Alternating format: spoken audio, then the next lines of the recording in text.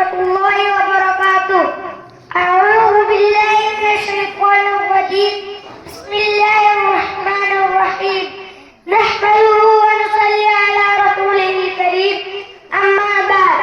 جناب صدر اور میرے ساتھی اکرام اور میرے ہم مکتب ساتھیوں، آج میں آپ لوگوں کے سامنے ایک تقریر پیش کرنا چاہتا ہوں جس کا عنوان ہے یوم آزادی. اے خاک وطن اب تو وفاؤں کا صلہ دے، اے خاک وطن اب تو وفاؤں کا صلہ دے. میں ٹوٹتی سانسوں کے وسیلوں پہ کھڑا ہوں. ہندوستان کی سرزمین پر مغل بادشاہوں نے نہایت انصاف کے ساتھ سینکڑوں برس حکومت کی، لیکن ایک وقت وہ بھی آیا کتنا کے زور من کے کالے انگریزوں نے ایسٹ انڈیا کمپنی قائم کرنے کے بہانے ہندوستان کی سرزمین پر قبضہ کر کے ہندوستانیوں پر خون و ستم اور ناانصافی کے بازار گرم کیا اور ہندوستان کے باشندوں کا جینا حرام کر دیا.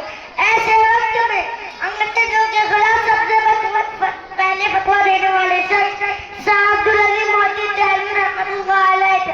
ان کے فتوے کرنے سے پورے ہندوستان کے چپے چپے میں جذبے جہاد پیدا ہوا.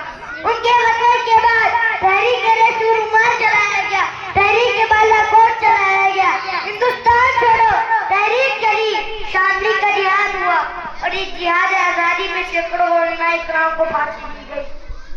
ہمارے بزرگوں نے بچوں کو یتیم کیا، عورتوں کو بیوہ کیا، جیل کی کال کوٹری کو آزاد کیا، انگریز فوجیوں کی گولی کا سامنا کیا، تب جا کے ہمارا یہ ملک آزاد ہوا.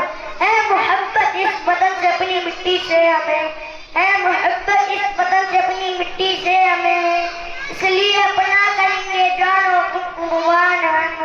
وطن کی پاسبانی جان و ایمان سے بھی اول ہے، وطن کی پاسبانی جان و ایمان سے بھی اول ہے. میں اپنے ملک کے خاطر و کفن بھی ساتھ رکھتا ہوں.